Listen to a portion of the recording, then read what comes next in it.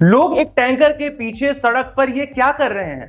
लोगों को कड़कड़ाती धूप की भी कोई परवाह नहीं है। इनके बीच आखिर किस बात की होड़ है, आखिर ये माजरा क्या है।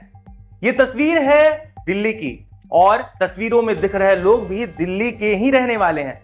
दिल्ली जिसे पूरी दुनिया में भारत की राजधानी के नाम से जाना जाता है, लेकिन ऐसा नजारा तो हर गर्मी में दिल्ली में आम हो चला है। हर बार दिल्ली की जनता पानी की किल्लत से दो चार होने को मजबूर है, लेकिन सरकार अब तक इसका समाधान निकालने में विफल रही है।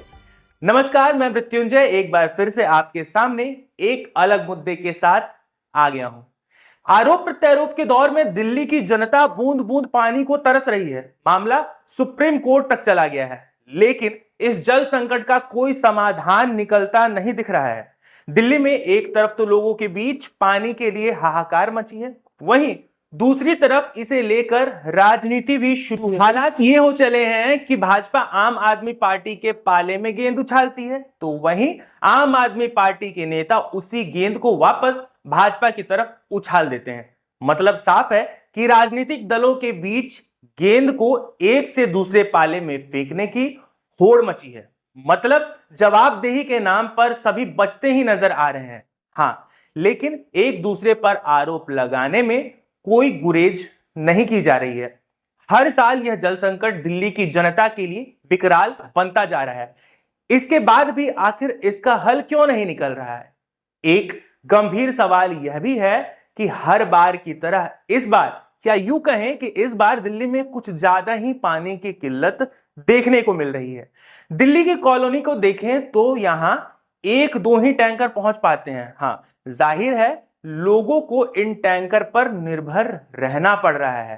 पानी की इस विकराल समस्या का समाधान सभी राजनीतिक पार्टियों को एक साथ मिलकर निकालना चाहिए, लेकिन इन राजनीतिक दलों को इस समस्या के बीच एक गंगा दिख रही है, वही गंगा जिसमें अपना हाथ धोया जाता है, और यह राजनीतिक पार्टियां अपना अपना हाथ धो भी रही हैं। इस जल संकट के मामले में दिल्ली की केजरीवाल सरकार ने तो हाथ खड़े कर दिए हैं, और पूरा ठीकरा टैंकर माफियाओं और हरियाणा व उत्तर प्रदेश जैसे राज्यों पर थोप दिया है। दिल्ली सरकार ने कहा है कि उन्हें इस समय रोजाना 50 मिलियन गैलन पानी की जरूरत है। वहीं इस मामले में भाजपा का कहना है कि केजरीवाल को दिल्ली की पब्लिक जल्द से जल्द सरकार से उखाड़ फेंके। लेकिन सवाल यह भी तो है कि क्या अगर दिल्ली में भारतीय जनता पार्टी की सरकार होती तो क्या लोग पानी के लिए त्राहिमाम नहीं कर रहे होते, ये टैंकर माफिया खत्म हो जाते, और क्या हिमाचल प्रदेश की सरकार को भाजपा दिल्ली को पानी देने के लिए मना लेती। हिमाचल का जिक्र यहां इसलिए जरूरी है क्योंकि पहले तो हिमाचल की सरकार ने दिल्ली को 137 क्यूसेक पानी देने का वादा किया था, लेकिन अब हिमाचल की सरकार का कहना है कि उनके पास दिल्ली को देने के लिए अतिरिक्त 137 क्यूसेक पानी नहीं है।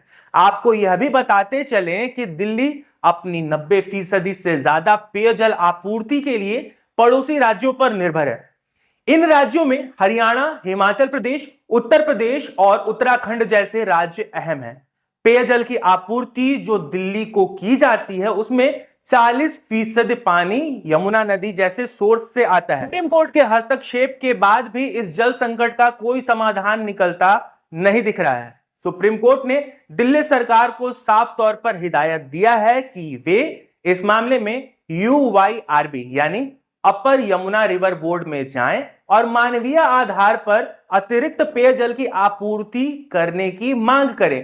कोर्ट ने यह भी निर्देश दिया है कि जल्द से जल्द दिल्ली की सरकार पानी की समस्या का निजात निकाले।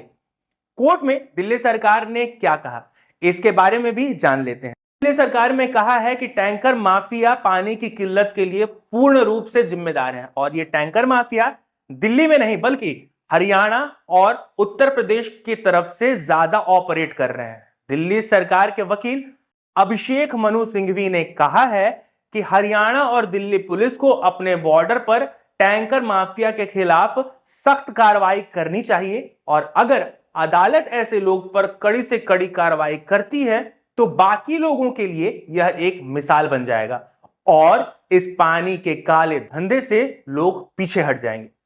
कोर्ट ने साफ तौर पर हरियाणा और हिमाचल की सरकार को भी हिदायत देते हुए कहा है कि वे दिल्ली के जल संकट के मामले में कोई राजनीति ना करें और बिना बाधा के दिल्ली के लिए पानी रिलीज करें।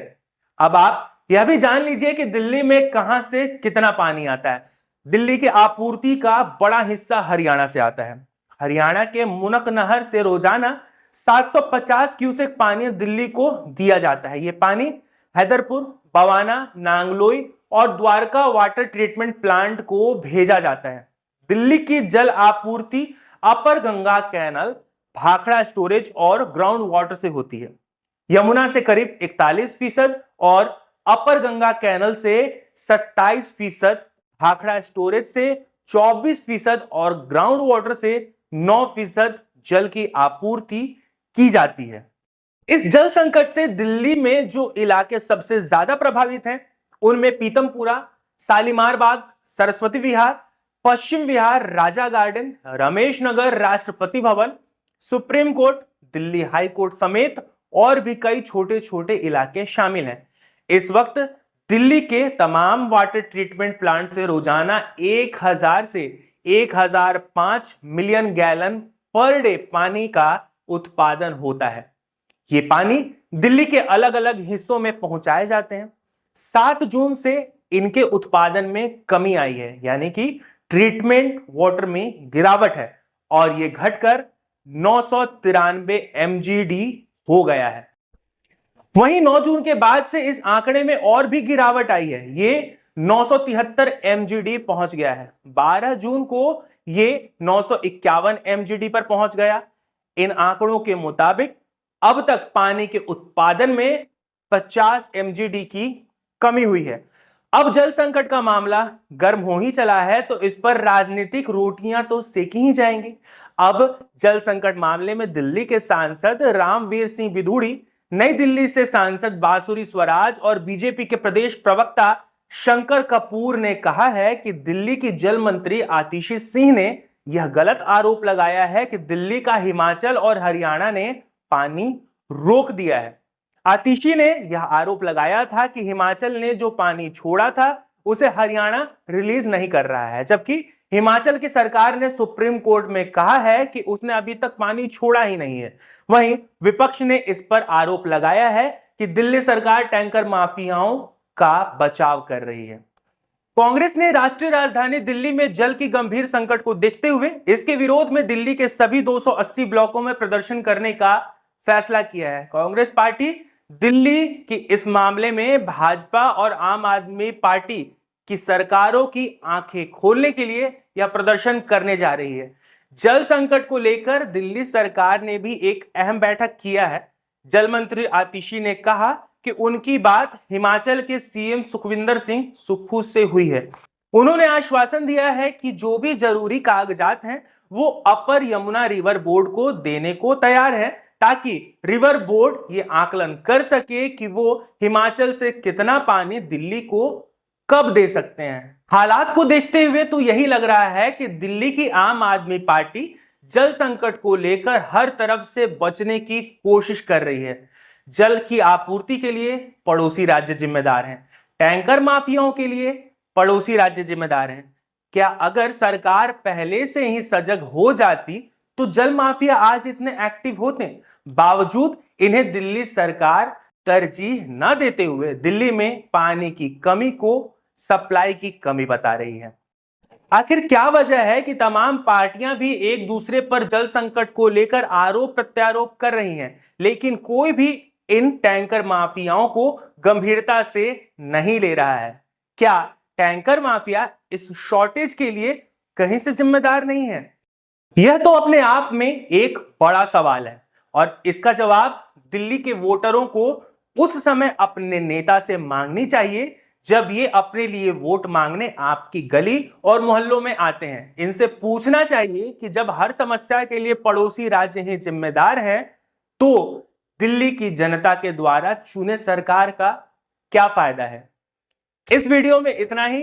अगले वीडियो में मिलते हैं और आपसे किसी गर्मा गर्म मुद्दे पर चर्चा करते हैं। आप सभी को मृत्युंजय का नमस्कार। अपना ख्याल रखें और जाते जाते चैनल को सब्सक्राइब जरूर करें।